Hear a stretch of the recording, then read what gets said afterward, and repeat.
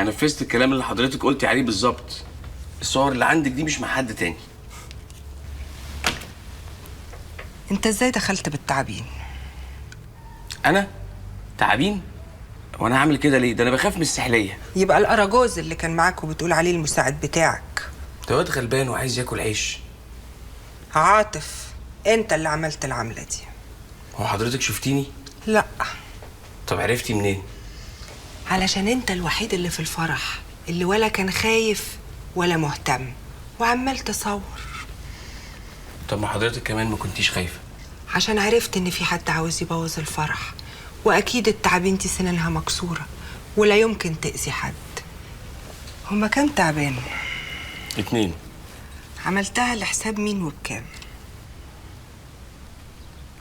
انت عارف انت لعبت مع مين؟ عارف الرجاله دول والحاله اللي هما كانوا فيها؟ شفت الستات واللي جرالهم؟ عندك فكره عن كميه الالمازات اللي ضاعت وان الستات اتعرت؟ ايه فاكر الموضوع هيعدي كده وخلاص؟ انت كده لعبت في عداد عمرك واستعجلت اجلك. طب وهم هيعرفوني منين؟ ولو عرفوني هيثبتوها عليا ازاي؟ انت اهبل يلا. ابو العروسه راسد مكافأة 50,000 جنيه، يعني المساعد بتاعك انت هو اول واحد هيبلغ عنك لما يعرف. انا واثق في المساعد بتاعي. هو جاب التعبين من ابو رواش؟ تقريبا يا استاذه. يبقى اللي باع له التعبين هو اللي هيرشد عليه. رجب الفرخ ملوش لا اسم ولا عنوان. المساعد بتاعك اسمه الفرخ؟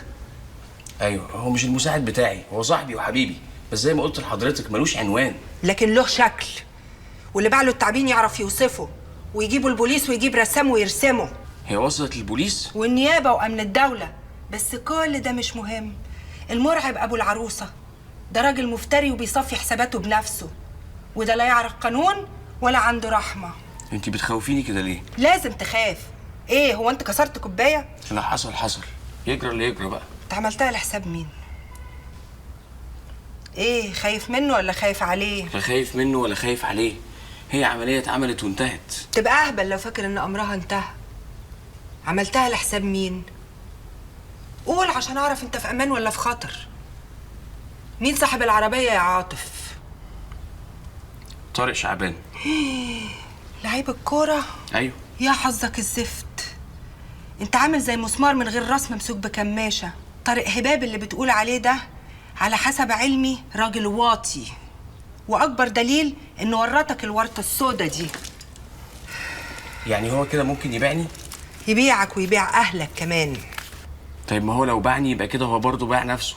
بكره نشوف.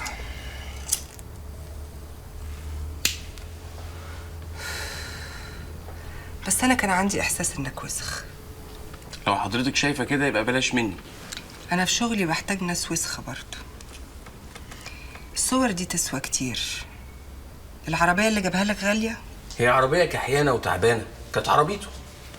عشان عبيط. واداها لك ازاي؟ بيع وشراء. ليه هي الحدايه بتحدف كتاكيت؟ مش قلت لك انه واطي؟ اصحاب الصور دي هيعملوا اي حاجه عشان يمنعوا نشرها. وحضرتك هتنشريها عشان التوزيع يزيد. توزيع ايه يا هبل؟ ليه هبيع كام نسخه؟ 1000 2000 تمنهم كام؟ احنا هننشر عينات، والعينه هي اللي هتجيب الزبون. انا عاوزاك تعمل لي 3 نسخ من الصوره دي. ده مش انا لوحدي اللي وسخ يا استاذ. اخرس. تعرف ان انا واحده من ضحايا الفرح؟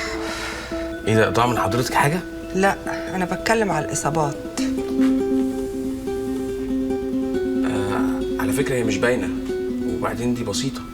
انا عارفه ان دي بسيطه، بس اللي تحت الهدوم مش بسيطه.